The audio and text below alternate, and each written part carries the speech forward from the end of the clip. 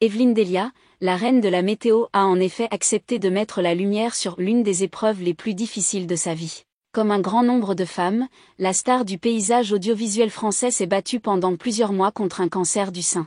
À l'occasion d'Octobre Rose, chaque année depuis 28 ans dans l'Hexagone, Evelyne Delia revient dans les rubriques du magazine Télé Loisirs sur la terrible maladie qu'elle expliquait ne pas avoir à imposer à d'autres que sa famille.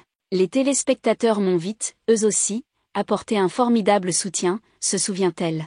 Dès son retour à l'antenne, Evelyne Delia se souvient avoir reçu le retour de beaucoup de femmes touchées par la même épreuve lui disant « le bien, l'espoir et le réconfort que cela leur apportait de me revoir travailler ». Marraine de l'association Ruban Rose qui a pour but d'inciter les femmes à se faire dépister, la présentatrice de la météo de 74 ans ressent comme un devoir de communiquer sur la prévention. À ses côtés, Evelyne Delia peut compter sur le soutien et les témoignages de l'humoriste Claudia Tagbo et Alice de Tolnard, compagne du nageur Camille Lacour, pour inciter les femmes à se faire dépister. Engagée pour la cause, la maman d'Olivier a expliqué sur LCI, ce samedi 1er octobre, pourquoi elle a accepté d'être l'ambassadrice de la campagne 2022 d'Octobre Rose.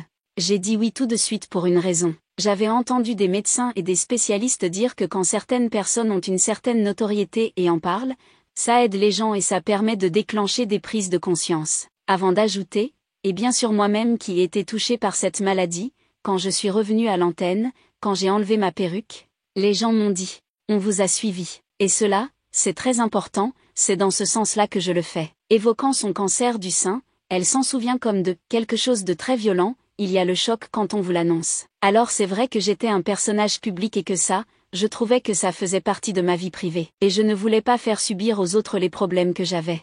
Donc j'avais été très discrète à ce moment-là. Je m'aperçois, et surtout par rapport au corps médical, que d'en parler c'est hyper important et c'est pour ça que je le fais, vraiment, poursuit-elle. Là encore, Evelyne Delia a insisté sur l'importance de faire de la prévention.